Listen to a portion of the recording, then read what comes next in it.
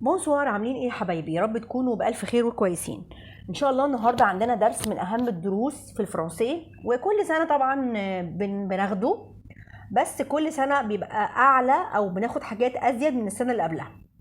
هناخد النهارده لفورم انتروجاتيف او ادوات الاستفهام او كلمات الاستفهام، يعني فيما معناه ازاي نكون سؤال.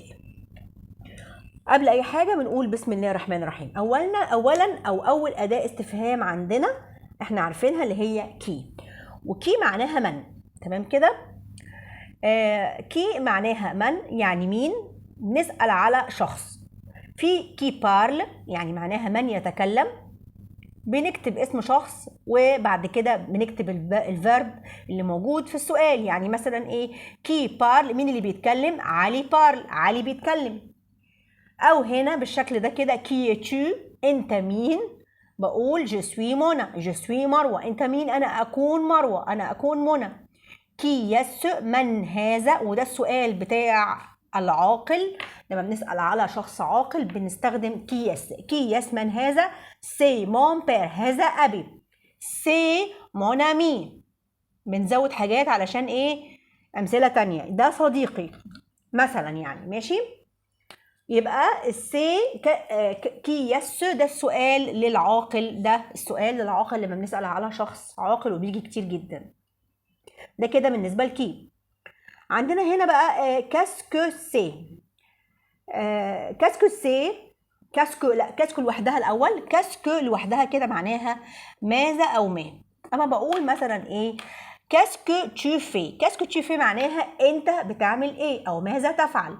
فبرد بقول جو في لو ديفوار. أو ممكن أقولها كو في تشو. ده معناه إن كاسكو هي كو، يعني كاسكو دي كده كلها على بعضها هي كو. الاتنين بمعنى ما أو ماذا. شوفوا الإجابة هنا، لما بقول كو في تو أو كاسكو تو في بقول جو في لو ديفوار. الإجابة واحدة. لكن أنا هنا لما استخدمت كاسكو في الأول حطيت وراها السوجي وبعد كده الفيرب. أما لما استخدمت كو حطيت وراها الفيرب وبعد كده السوجي. فهمتوا الفرق ما بين دي ودي؟ ولكن الاتنين بيحملوا نفس المعنى والإجابة بتبقى واحدة. السؤال بقى اللي جينا عنده اللي هو غير كياسو، ده كاسكو سي، وده السؤال لغير العاقل. بالعامية كده معناه ايه ده؟ ما هذا؟ فاحنا لما بنشاور على حاجة غير عاقل بنقول ايه ده؟ دي ترابيزة، دي كرسي، ده قط، ده كلب. يبقى ده للسؤال الغير العاقل ما هذا. للحيوان او الجماد كاسكو سي سي انشا، ايه ده؟ ده قطة. كمان عندنا هنا بوركوا، واحنا طبعا عارفين بوركوا. بوركوا معناها لماذا او ليه. بوركوا انا لما بسالك دلوقتي بقول لك انت ليه قاعد في البيت، هترد عليها تقول لي ايه؟ علشان انا مريض او لاني مريض. يبقى لما بيكون في السؤال بوركوا عاده لازم يكون في الاجابه علشان او لكي. طيب عندنا 3 بيحملوا نفس ايه؟ علشان او لكي، اللي هما باسكو وكار وبور. ال3 دول باسكو وكار وبور. لما بنلاقي في الاجابه بور او باسكو او كار نعرف ان السؤال كان فيه ايه؟ كان فيه بوركوا، لماذا. طيب بالنسبه لبور بيجي وراه على طول فيرب في حاله المصدر، زي كده مثلا بوركوا tu vas au club، انت رايح النادي ليه؟ بور jouer au football، علشان العب كوره. او باسكو je joue au football، علشان انا هلعب كوره. بوركوا dors tu، انت ليه نايم؟ كار je suis malade، لاني مريض. خدنا بالنا ان باسكو وكار لما بنكتبهم في اول الجمله بنكتب بعدهم جمله عاديه مترتبه زي كده جو جو او فوتبول او جو سوي مالاد. لكن لما بنكتب بور لازم يكون وراها فيرب في حاله المصدر زي كده بور جوي او فوتبول، هيبقى معناها للعب الكره. انا بقول لك انت ليه رايح النادي؟ بوركوا tu vas au club، هتقول لي بور جوي او فوتبول، للعب الكره. يبقى بور بيجي وراها فيرب في حاله المصدر في الانفينيتيف، وعندك باسكو وكار. تمام. عندنا هنا كمان اسكو، واسكو معناها هل. انا برضو لما بسألك بقول لك هل انت كويس؟ هل انت نازل؟ هل انت طالع؟ هل انت هتعمل حاجة؟ هترد عليا ايه؟ يا بايوه يا بلا.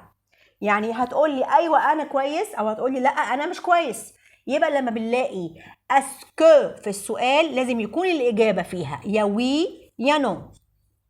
اسكو tu vas au club، هو انت رايح النادي؟ قلت هنا وي جو في او كلوب، ايوه انا رايح النادي. او نو جو ne vais pas au club، لا انا مش رايح النادي. يبقى لما بنلاقي اسكو في السؤال الاجابه عندنا يا بوي يا بنو. في كمان عندنا هنا كومبيان دو وكومبيان كوت. كومبيان دو ده لما بسأل على عدد الأشياء أو التلاميذ أو أي حاجة، العدد عموما. كومبيان ديليف سون دون لا كلاس، يعني في كام تلميذ في الفصل؟ 30 إليف، 30 إليف. كومبيان دو ليفر اتشو، انت عندك كام كتاب؟ جي ديز ليفر. لما بقول كومبيان دو او كومبيان دي ابوستروف في الاجابه محتاجه عدد لان ده السؤال عن العدد. ماشي. طيب السؤال اللي بعده كومبيان كوت، يعني سعر الاشياء. كومبيان كوت لو بونتالون، بكم يتكلف البنطلون، او البنطلون بكام؟ عايزه سعر. كومبيان كوت عايزه معاها سعر. هنا لو بنطلون كوت 150 ليفر، البنطلون سعره 150 جنيه. تمام. يبقى عندنا كومبيان دو، كومبيان كوت، ولو دي وراها حرف فويال زي إلاف بتبقى دي أبوستروف. عندنا بعد كده كون أو متى. كون معناها إمتى، متى. محتاجة وقت أو محتاجة ساعة، محتاجة وقت من أوقات النهار. طالما في كون ده بيسألني عن الزمن. تمام كده. شوفوا هنا كون فاتيو à l'école، انت بتروح امتى المدرسة؟ جو في à l'école à 8h، استخدمت هنا وقت، انا بروح المدرسة الساعة 8. او جو في à l'école le matin، انا رايح المدرسة، بروح المدرسة الصبح لو ماتان. يبقى كتبت هنا لما يبقى عندي كون لازم يكون عندي بعدها يا وقت من اوقات اليوم او يكون عندي ساعة من ساعات اليوم. تمام كده. وطبعا عندنا هنا اشهر سؤال عارفينه كالوريتير، يعني الساعه كام؟